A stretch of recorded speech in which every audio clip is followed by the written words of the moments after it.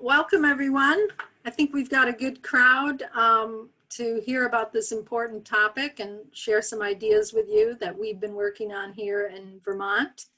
I also wanted to say that I truly believe that we can all make a difference for birds and pollinators and people right in our own backyard. As the Dalai Lama said, if you think you're too small to make a difference, you've never slept with a mosquito in the room. So I'm going to share some of the our favorite fruits and then go into the pollinators and a little bit about birds and things like that. So we're an organic fruit farm and fruit nursery. This is our logo. We do a lot with, we have like over 30 different types of fruit that we grow. A lot of the common things like apples and cherries and blueberries and raspberries. But we also do a lot with uncommon fruit like the Haskaps here up in the center.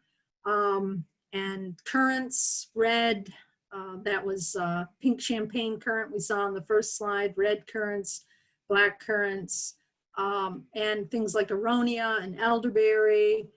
And we sell these at our nursery, and we also sell a lot of pollinator plants, native conservation plants that are great for bees and other insects and wildlife. So I'll start with a little bit of the ideas for edible landscaping for people. We think this is a picture of a newly established orchard on our side lawn. We put in 24 apple trees. This was quite a few years ago, so they're a lot bigger now, but it's a great way to spruce up your, get rid of your lawn and make a real pretty landscaping idea for your yard instead of grass. There's a lot of fruit trees you can grow here in the Northeast: apples, apricots, cherries, plums, and pears. We try to always focus on disease-resistant varieties. We're organic, so, and we don't spray anything, even organically approved pesticides. So we really wanted to get a lot of disease-resistant varieties like Liberty, Harrelson, Honeycrisp, Sweet 16, some of these apple tree varieties that are resistant to scab and cedar apple rust, and powdery mildew and some of the other fire blight, some of the other diseases that we can have here in Vermont. And we do a lot with regular pruning that helps with disease control. We had really nice, rich, well-drained soils, which is important, good moisture, full sun, all these kinds of things are important for fruit trees. Most of them bloom in May, early May for plums and cherries here in Vermont, and later May for apples and pears. And they're going to bear fruit depending on the variety all the way through July through October. So they're a great way to get a lot of good high nutrient food in your diet. We do recommend for most people some kinds of deer fencing and vole protection. We typically use something like this 5-foot welded wire fencing, put it on a T-post, and then it's easy to move and mulch once a year and that kind of thing. Once the trees get tall enough, then to resist the deer, we can remove those. We also use vole protection at the bottom. You see there's some screening. This case was just aluminum screening and a zip tie. We also use hardware cloth. We don't usually recommend the plastic wraps, except for maybe cherries and plums, but those you do have to take off in the summer, or else you're going to expose your trunk to insects that might live in there or other kinds of diseases. So this is an apple orchard we established out in our pollinator sanctuary. You can see the fencing and the vole guards, and we also plant things in between the trees, companion plants, or they might be other berry crops like black currants, because they don't mind partial shade once the trees grow up. But we also do some planting in between the rows called alley cropping. In this case, we've got a perennial vegetables called sea kale in the front and sunchokes in the back. And we use a lot of landscape fabric, woven landscape fabric to keep the weeds out and get things established. So that's a great way for even backyard gardeners and things to do as well. You can use cardboard. Elderberries are really in demand these days because of their antiviral properties. So people are trying to grow their own around here anyway. These are wind pollinated. You do need two for cross pollination. The flowers are edible. We sell a lot of the flowers to beverage entrepreneurs who make type of soda with them. They're beautiful in the summer, and in the fall when they're loaded with the berries. They're not such a pretty landscaping plant in the winter though. They look a little scraggly. Here are some lavender in front, a little tough to grow where we are, but that year we had a great crop. Aronia is a really great edible landscaping plant. It has really pretty waxy green leaves and flowers that are just blooming now. And then it gets these little black fruits. They look like a little bit like an apple and have that sort of apple consistency. And they have the highest antioxidants of any fruit we can grow. So they're really showing antiviral properties as well. So these would make a great syrup for people that wanted to make their own sort of home medicines. But we sell a lot of these to beverage entrepreneurs, breweries, and things like that, because of they're high in tannins, and so they're really good in beers and things like that. Currants and gooseberries have been sort of great plants for us, great crops, black, red, pink, white, and then gooseberries, a whole bunch of different varieties. These are cool loving. They're better in partial shade. And so that's always a great, if you have something in your yard that gets a lot of shade, these would be a great berry bush to plant there. They do look very pretty in the spring, lots of bumblebees on them. And then they sometimes look a little ratty in the fall. There is an imported currant worm that sometimes can do some defoliation damage, especially on small plants. So I'd usually just scout around for these at this time of year. And if they are, I just kind of scrape them off into a cup or something like that and feed them to the chickens or the birds or something like that. So with certain crops like red currants, they're very attractive to birds. So we do net those. This shows a little bit of just a bent hoop. There's other techniques. Sometimes we put straight, like aluminum conduit, just a piece of that with soda bottles on top so that the netting doesn't stick, and just use those to net. You do have to net very well on red currants because the cedar waxwings will find a way in if you're not careful. And then honeyberries, Haskaps. This is a great cold hardy zone 2 plant. It's the earliest bloomer on the farm, so it's great for all the new, ripens in June. So this is one of the first, right around strawberry season here in Vermont. So that is, netting is really a must for these, or your cedar waxwings will have a field day on them. And then blueberries, of course, make a wonderful landscaping plant. They have really pretty red leaves in the fall, and great for delicious fruit, nutritious fruit. So these would make a great landscaping plant, edible landscaping plant. I mean, we're growing ours in rows for more production, but they're a little bit tricky. Of all the stuff, I'd say they're one of the trickiest for growing. They take a little while to establish. You need the acid soils and that kind of thing. So, but everybody wants to grow them, but they are a little slow. Here's a slide showing how we actually grow things. We're no-till, so we don't till up and prepare a site first with a rototiller or anything like that. We dig holes in the sod in this case and plant the plant. Then we showing sheet mulching here with cardboard around the plant, and then wood chips and things on top of it. And with blueberries, you do want to have a lot of acid wood chips that are pine or spruce or that kind of material. For a bigger establishment, in this case we did no-till establishment of elderberries, we use the landscape fabric. We cut strips of this, didn't cut it, you use a torch to kind of melt it and separate it that way. And then you can use these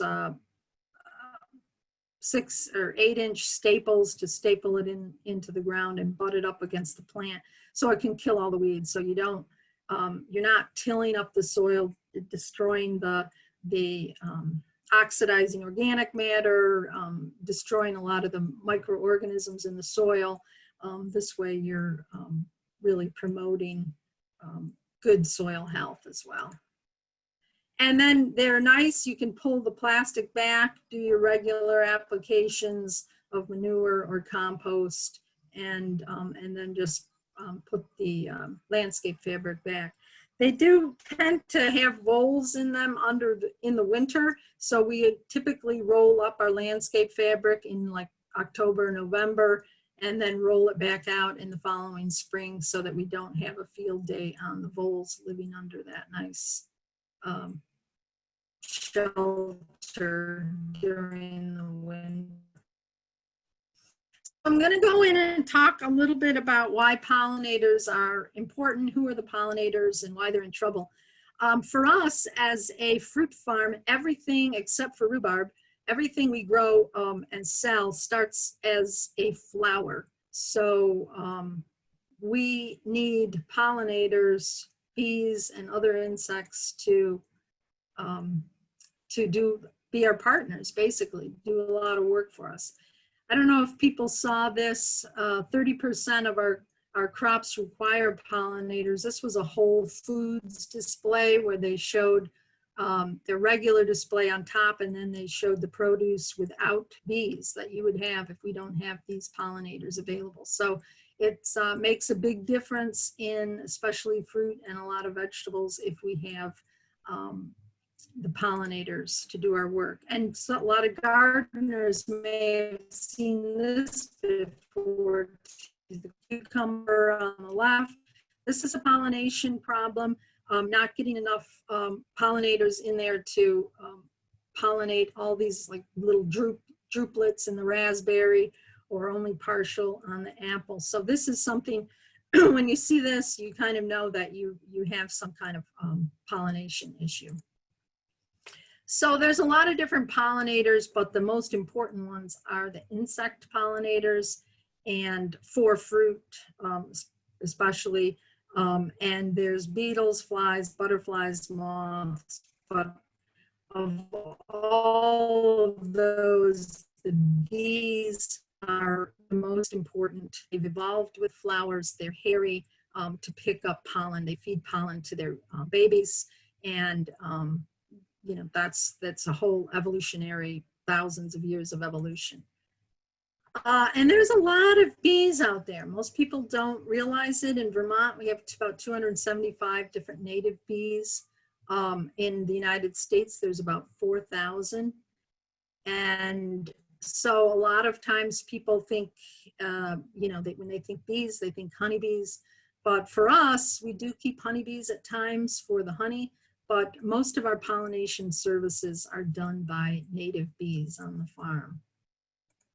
And one of our favorites are the bumblebees. These come out, you can see this one has some pollen on her hind leg there, and she is feeding her young and rearing a colony, a bumblebee colony. They are social insects. So I thought I'd run down a little bit of a life cycle about bumblebees. We'll start here in this overwintering phase.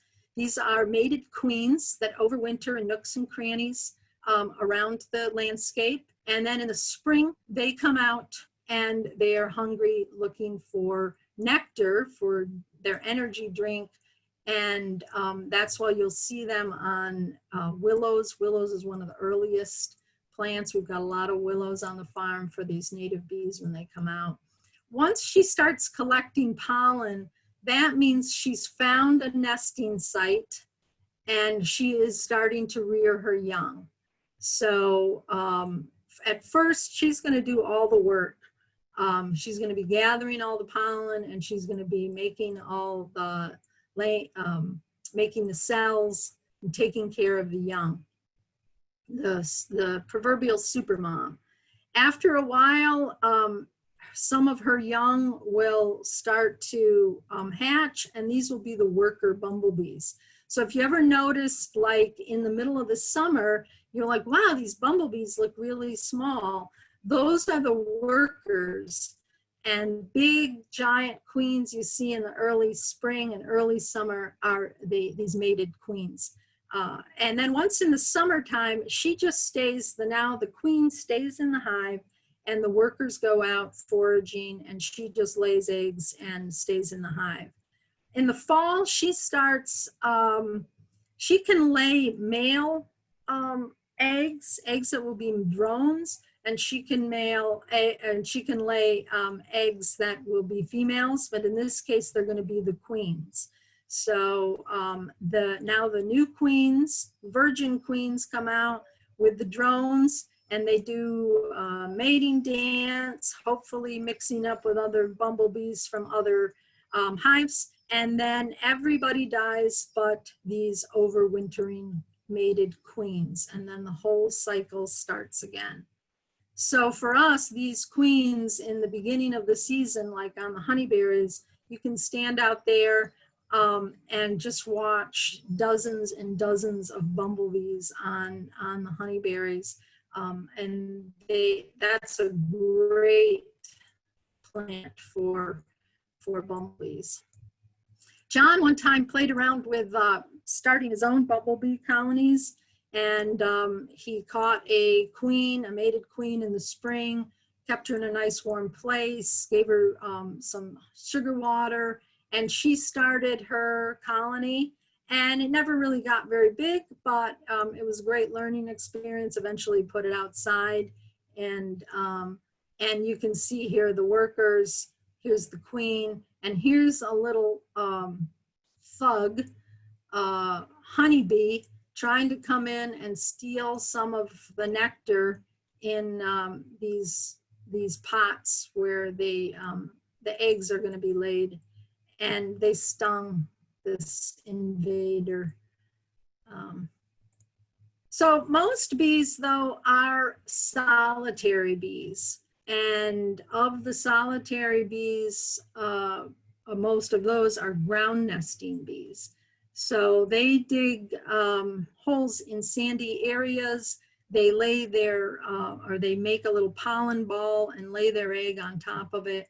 And this little larvae lives on the pollen ball and will end up pupating in these holes and then come out the following year. So they like kind of sparsely vegetated soil, sandy soils, south-facing sandy soils. So some people see these, they think they're, hornets, and no, these are really friendly bees. They don't sting hardly at all, unless maybe you stepped on one with a bare foot. So they are really great to have in your yard and great to encourage some dry patches. Here's some pictures of them. You can kind of tell they make these little mounds, and you don't see ants coming out of them, then you're pretty sure you got some of these ground nesting bees. Thing about ground nesters is a lot of them are the ones that are going to pollinate. There's special bees that pollinate only cucurbits, the cucumbers, and squash and things like that. Here's one inside a flower, and also sunflowers. There's specialty bees that only feed on sunflowers. So in one of our alleys one year, we planted pumpkins and sunflowers for the bees, and we sold the pumpkins at our local little grocery store in town, and we had the sunflowers for the birds as they were coming through migrating. So the other type of solitary nesting bees are cavity nesters. So they find, in this case, was an old apple tree, dead apple tree that had a lot of wood-boring beetle holes in it. And then they came in, these are mason bees that came in and filled it up with larvae or eggs, and then capped it with the mud. So you can encourage these by making some bee kind of boxes, and this will show you what they look like inside. So these are all the mason bee cocoons now. They've all got into the cocoon stage, but you can see how they're all these little individual cells. This one started with mason bees, and then it looked like some grass-carrying wasp that got tree crickets moved in. Up here are some wasps as well. And we like the wasps. They are really good hunters. They're carnivores, so they're getting a lot of the insect pests and providing a lot of services for us that way.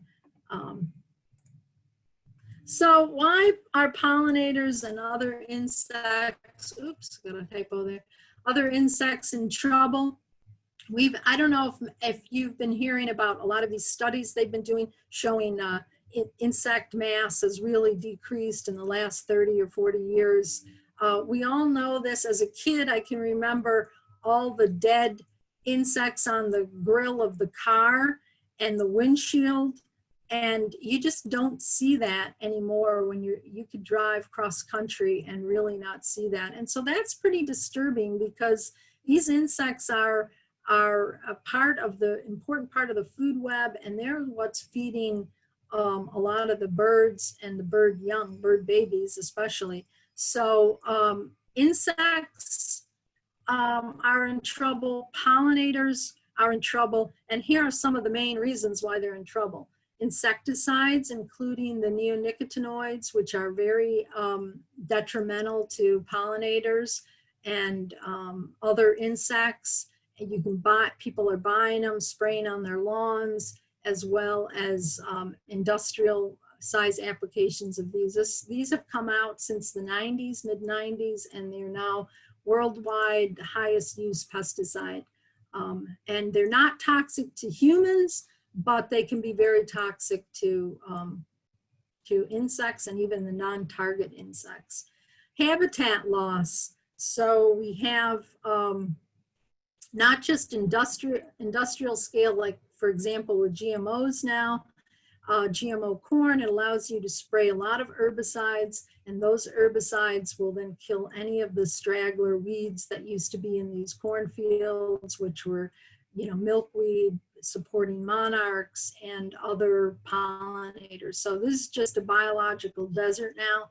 People's lawns are another good example of a biological desert that really needs to be rethought of in this country if we want to help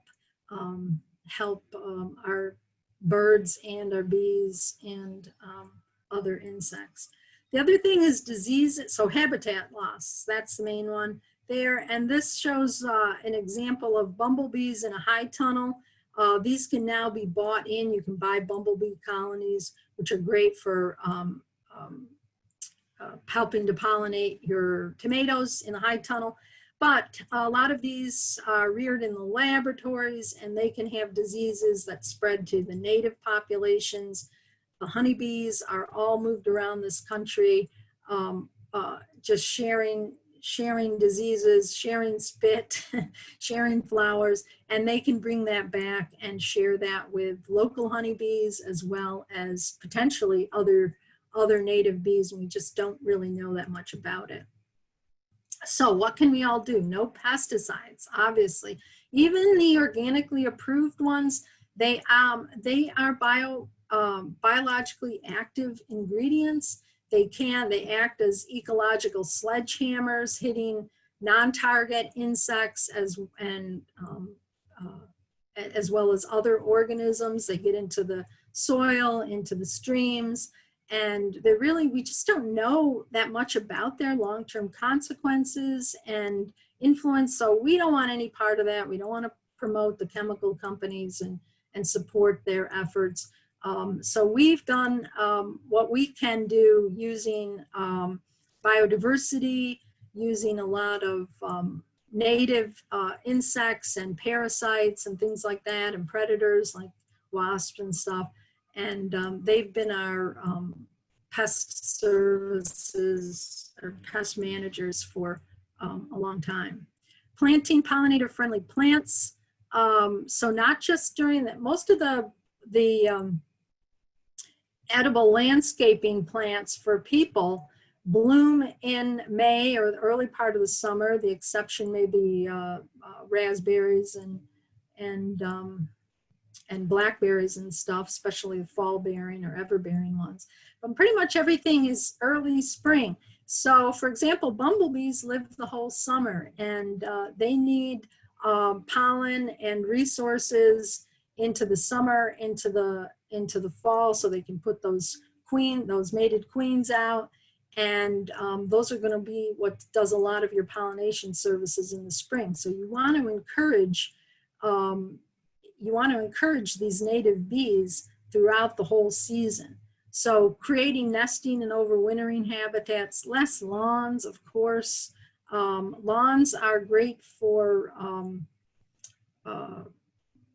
the beetles. I can't think of the name. But that's about all they do. That's about all they're good for. Timed mowings of fields and ditches, and vote with your wallet. Support organic and support your local farmers who are doing a great job. So providing habitat, there's so many different, here it is. Here's my friend, Japanese beetle. And I'm providing habitat for the Japanese beetle. Well, this is wetland rose, and this is a real attractor, blooms in July here, just when the Japanese beetles are coming out. And so this is a real attractor for the Japanese beetles, and they stay off most of the other stuff that we have. They also notice these two little dots on the thorax. That's a parasitic fly that will hatch out of the eggs, burrow in to the between the thorax and the abdomen and kill the Japanese beetle from the inside. So kind of encouraging, not necessarily encouraging to have, we've reduced a lot of our lawns, so we've gotten rid of the place where the Japanese beetles lay their eggs and the larvae live. And then find some of these trap crops are great too. Plus they smell good and they look good. And anyway, so thinking about habitat and floral resources for your beneficial insects. So here's one of John's creations. We know that bumblebees are attracted to mouse urine. So John put a bale of hay, covered it off the ground, kind of let this mice move in, and then hopefully providing some habitat for bees. This was out back behind in a scrubby area where we could put this. But thinking about three-dimensional habitat for your native bees and pollinators and insects and things like that. This is Hugulkultur. I'm not sure if people have heard of this. It's also called Mound culture. A lot of permaculture people are involved, use these. Basically you use, well, I'll show the real picture. So we have a lot of prunings from our fruit. These are black currants over here. So a lot of prunings that will make into these mounds. and then we will cover them with compost or soil, that type of thing, and they kind of hold the moisture, all this wood inside of there, slowly decay, and then you can plant on top of these. So this is one of our Hugulkulturs that is planted with some perennials back here, bee balm, some annuals as well that reseed themselves, like this Nicotiana, which smells really great in the evening or in the morning because it's a flower that attracts moths. So it smells at night and not during the day. And some Coreopsis is a dye plant that I've used before. So you can plant these like a raised bed now, so it's easy to work, and you can plant it with, I've planted vegetables on these like squash at the bottom and allowed the vines to grow up and things like that. So these are great, these Hugulkulturs. The other kind of thing is still thinking three-dimensionally. We had an old piano, kids couldn't be tuned anymore. The kids all learned on it, and we put some bee boxes and put it out with some holes in it and see what takes over. So one of the things we found was a little friendly little garter snake that likes to sun itself right there, and who knows what else is in, what other habitat this is providing. It's also a fun piece to look at as it decays over the seasons. Nest boxes have become really popular for these cavity nesting bees. There's a whole slew of different ideas you can use. The straws, these are little boxes that can come apart, and we use a lot. This is sumac, bored out, cup plant, and some other types of plants that have those pithy interiors. This is a reed, invasive reed, so that's a good use for it as well. We kind of realized though, after we put some of these up, that these big, giant bee hotels are not ideal, because what can happen is they can become a place where the parasitic wasps will come, and there's a lot of larvae in here, and they'll come and kind of kill a lot of your larvae. So what we do now is just have very much smaller boxes, just, you know, with a few, maybe 10 holes in them, and we'll put those in a lot of different places around the farm so that we're not creating a place where the parasitic wasps can destroy our bees. You also want to clean these out because you can get diseases and things like that, which is nice. Why these reeds are nice, and some of these other things, you just pull them out and get rid of them after the bees have emerged and stuff, and put new ones in. Water is really important for bees, and definitely not a bucket with slippery sides to it, because then that becomes a death trap. This kind of terracotta bird waterer is a great thing for the bees. They can grab onto it and get their drinks. And it's also good for birds, so because everybody needs water. The other thing you can do is time your cleanups and mowing strategically. We call this scruffy horticulture, these edges, a lot of corners and edges that have a lot of flowers, Joe Pye weed, asters, goldenrod, and some other things in here, jewelweed. So these are great bee forage later in the season in August, when the bees are looking for, the native bees and bumblebees, or honeybees, if you have honeybees, are looking for nectar and pollen. So you can see back here our neighbors have everything mowed, so it's nice and green at this time of year, but there's no birds, there's no food for the birds. A lot of these things, when they go to seed heads, are food for migrating birds that come through. I've also walked back in the in our pollinator sanctuary in the middle of early January when there's a lot of old goldenrod seed heads still around, and I've seen a flock of snow buntings a couple times flying up over the, you know, I've scared them and they've flying away. You're not going to have that in the neighbor's yard. So we're trying to think about, you know, what's going to be good for these insectaries to keep the insects that we want and the beneficial insects, as well as the birds and what's going to make sense for them. So a lot of our cleanup happens in sort of spring, and we leave a lot of this stuff for the migrating birds in the fall, and even some for things like the snow buntings.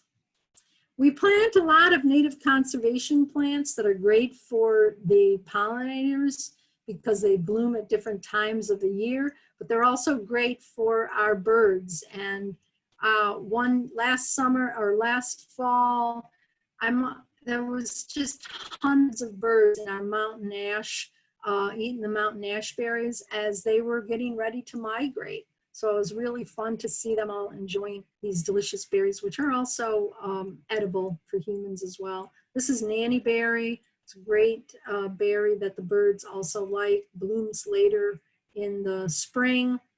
Silky dogwood blooms in the summer and then has these great blue berries in the end of August, and the birds love those as well. Here's high bush cranberry. This one's nice because the berries stay on all winter long. They look beautiful. It's a beautiful landscaping plant. And then in the spring, the cedar waxwings come back and there's not much to eat. So they'll start eating all these high bush cranberries. And those are also edible too, but they don't taste that good. And here's one of our friends, cedar waxwings. So these guys can be a pest on berries, but we net. So we can keep them from being a pest. And then come mid-July, they're starting to nest and they're starting to eat a lot of the insect pests, because almost all I think all birds, even like seed eating and berry eating birds, when they are nesting and feeding their young, they need high protein. So they're feeding them a lot of insects. And so these guys become now our pest managers, and they're beautiful as well. And here's some baby robins. Mom got scared off the nest for a minute, and we got to snap a picture, and they're hungry. So she's out there feeding them, you know, a lot of worms, but also insects and things as well. The other great thing about native plants, when you're thinking about native landscaping with native plants and things, is that they serve as larval hosts for hundreds, thousands of different species. Those larvae, which you might get annoyed with, they are also the ones that are feeding the birds and feeding the baby birds.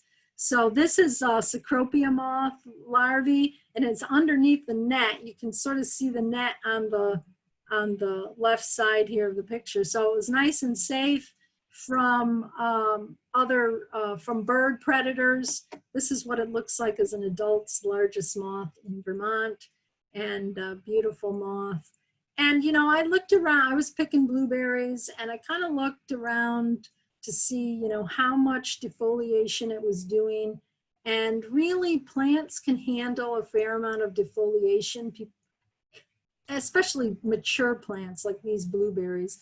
Young plants obviously are going to be a little more sensitive to defoliating forces, but I've seen these on our plum trees, even young plum trees. I just leave them because I just think they're about the coolest looking thing, alien beast. They are so neat and they're so beautiful as adults. So they do serve as, they do serve a lot of functions, these native plants. And that's why, you know, we've focused a lot of our conservation plantings are all native plantings, and many of our crops as well.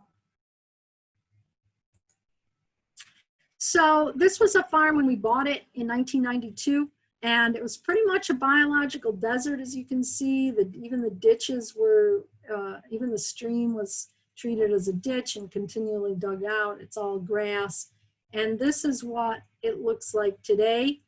A lot of, we think this is beautiful. There's a lot of functional beauty here. There's incredible amount of biodiversity. Here's our apple orchard on the left and some of our fruit plantings, and then all these native conservation plants in the riparian zone here, helping to keep the stream cool and support birds and other insects and wildlife. We've now become a place where bird watchers like to come, and they can see, within a very short period of time, half an hour, 45 minutes, see 30 different species of birds. So in that last picture, in the previous picture, when we first moved in, there was almost no birds on the farm. So we enjoy the birds. They're great support on the farm, and yeah, so that's my little spiel there.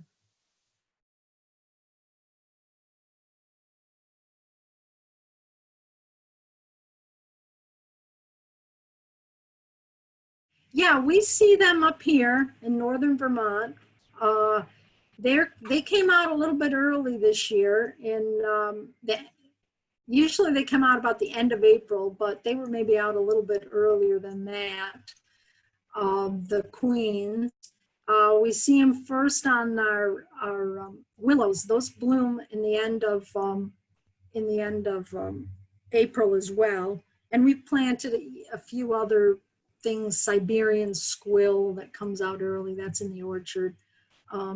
So a lot of native bees on there, not too many bumblebees. And then the honeyberries come out really early in May. So the bumblebees are all over those. And then in the fall, you'll see them. That's an issue now because we're having these warmer falls and there's not a whole lot of food for them. So we've done the sunchokes are the Jerusalem artichokes. Those are a great late plant, late flower. Maximilian sunflower is also very late, blooms in late September. So that's a great one to have around for the native bees. And then, yeah, so they can be in through October. You'll see, if you ever go out in like sort of a rainy, cool day in October, and you'll see all these bumblebees on some flowers out in the back. Those are a lot of times the drones. Once the drones emerge, they're not let back into the hive. They're on their own. They hang out in flowers overnight, trying to stay warm and looking for females to mate with, and then pretty soon they're just going to die out. So usually in October, end of October, the females have found their nooks and crannies to overwinter. So one thing that certain areas on the farm are a little bit prone to flooding. So we try to create our habitat places for bumblebees in places that aren't going to flood, because that could wipe out a lot of your overwintering bumblebees. Something to think about.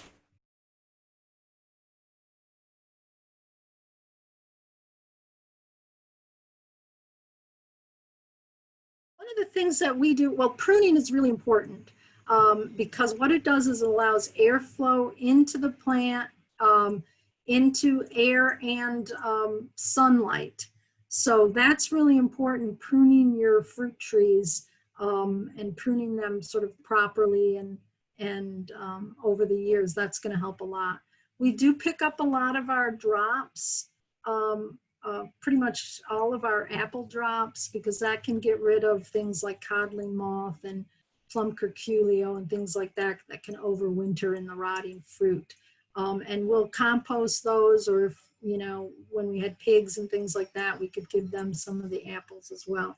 So there's things like that that you can do. If we see some, the tent caterpillars or something, we'll knock those off, or some other other insects that can sometimes get on your, especially new trees, newly planted things. So yeah, we've done some experimenting with plants in our hoop houses too. Some of our stone fruit, which helps keep the moisture off the fruit, so can prevent some of the brown rot and some of the other things. Lately, the summers are awfully dry, so that helps a lot for some of these rot diseases as well. So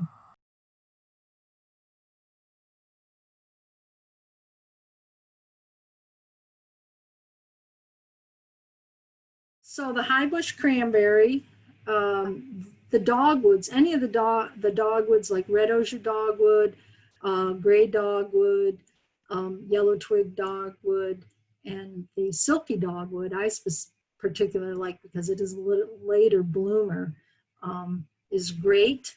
There are some great nannyberry I mentioned.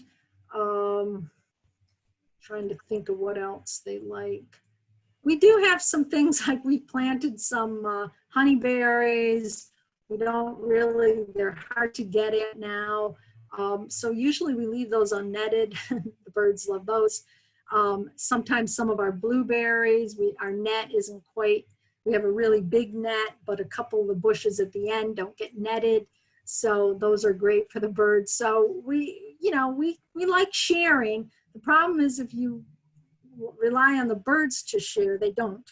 So we do net, and then oftentimes there's an insect now, that invasive insect called spotted winged Drosophila that can get into your blueberries and late raspberries and elderberries and stuff like that. So sometimes in the blueberries we start seeing a lot of them. We'll take the nets off maybe a little bit earlier than we would if we were trying to get every berry, and allow the birds, the catbirds and robins and cedar waxwings and stuff to get in there. And they do a pretty good job with cleanup crews. So they'll eat a lot of the berries and prevent some of this repopulation of the spotted winged Drosophila. So, they're helping in that way too. So you can give them some regular fruit as well. Some of our red currants aren't all netted either, so they like those. But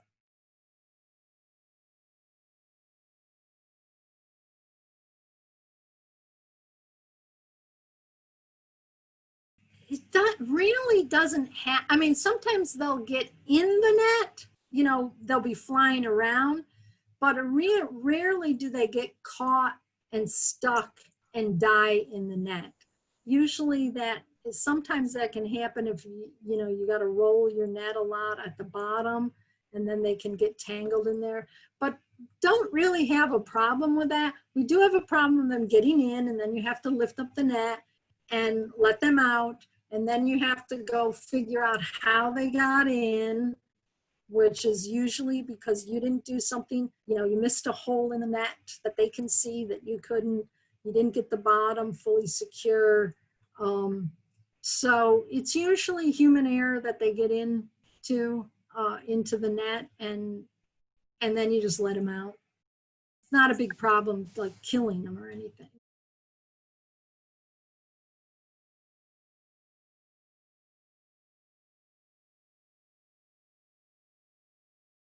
We've done a lot. For our nursery, we started with the idea that we were going to do a lot of grafting of our own trees. It's a tricky business for that. We did get a few of the heirloom varieties that we really wanted, and we're able to sell some of those to some apple heirloom aficionados. We do tend to buy in a lot of our trees now from big established nurseries. They're not officially organic at that point, but in our care, we treat them all organically. So, but most of our other berry bushes and things like that are organic. So, but yeah, grafting is fun. It's fun, especially to get some different types of varieties, or even one tree that has several varieties on it. So there are a lot of fun things to do.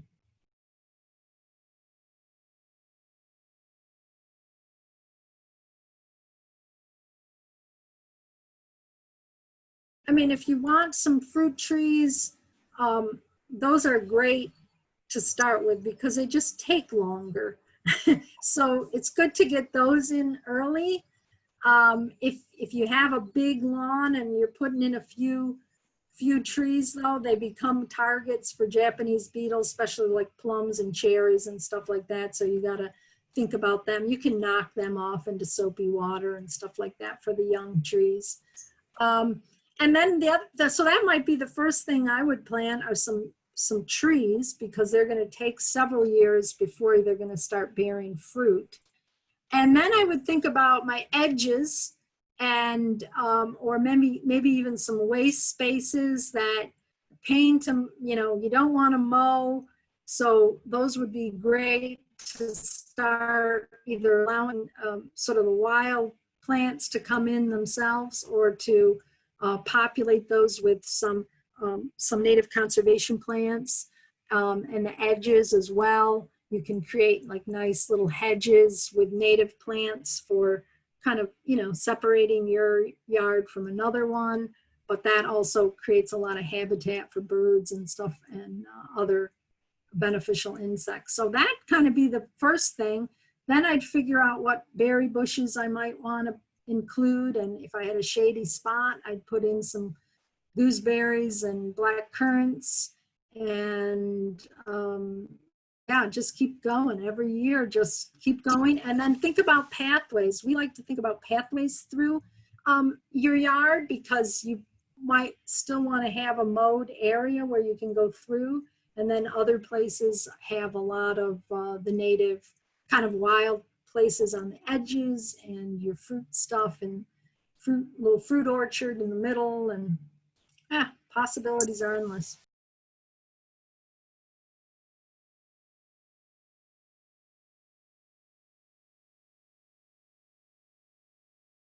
Yeah, Nicotiana, I think that's how you say it, Nicotiana. It's related to tobacco, so it kind of the leaves look a little bit like that.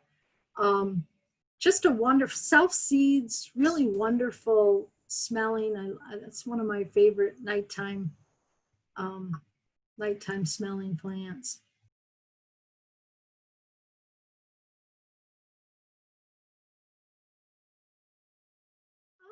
Usually you can, um, you know, with the pruning, you can kind of slowly get those older trees back into shape, into a much better shape over a few years. By you might have to do some drastic pruning, and they can look a lot better. But you know, they'll cross pollinate. So some people may not have a lot of place to put trees, so they might only want to put one apple tree. Apple trees need two for cross pollination, but those wild apple trees can be great cross pollinators with your other apple trees. So yeah, we have a lot of wild apple trees around here too. We don't worry about that.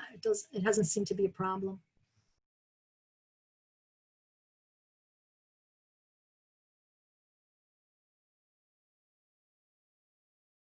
I would guess it's probably the soil. It's not acidic or enough. One of the reasons blueberries need to have acidic soil is because they need to get iron, which in acidic soil is going to be available to the plant. So sometimes people don't, they might have a very acidic soil, but they don't have enough of enough iron in the soil for the plant. So usually just really encourage people, no weeds on blueberry and no weeding on blueberries. People want to just go in and do a lot of hand weeding and scratching and stuff. Blueberries have a lot of surface roots, so that can really mess up their roots. And like heavy on the mulch, because the mulch is going to also keep in the moisture, and that may be an issue on blueberries if it was a particularly dry year. You know, the big blueberry farms all use irrigation on their blueberries. You know, they grow them in sandy soil and they irrigate, and that way they can make sure they get enough moisture. So some years we've had a problem with that where we didn't get a lot of moisture, And then the next year we didn't get a lot of blooms. The other thing is winter damage. In Vermont, we can also get a lot of winter damage on those. I don't think the netting did it, and I don't think the netting is worth it. I think it's the what we do for, we don't do a lot of SWD netting. We don't do any netting. What we do is pick regularly, like my fall bearing raspberries, I pick every day or every other day and get the berries, so there's no damage. They're not repopulating themselves by dropping berries into the duff and then new adults emerging and stuff like that.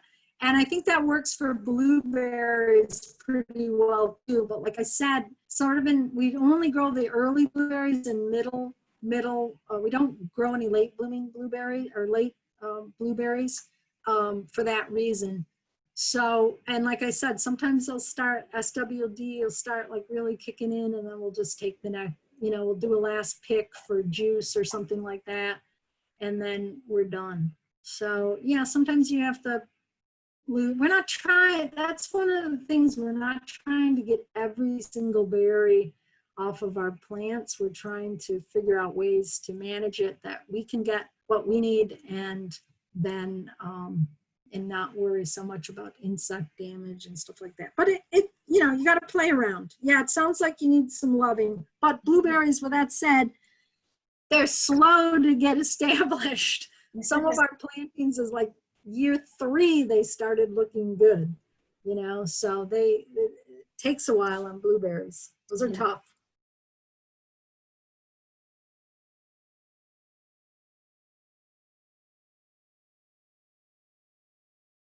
We had that nice planting out back with the sea kale, and that fall the deer came through and dug them all up that fall and winter, so they didn't spread. And then we have them in other parts, and I think just harvesting, doing a lot of your own harvesting. We do like sell them, so we harvest a lot for selling at the nursery and things like that, so they never like really gone crazy in other places where the deer didn't get them. So we haven't had a problem with that. But yeah, I think just eat more sunchokes.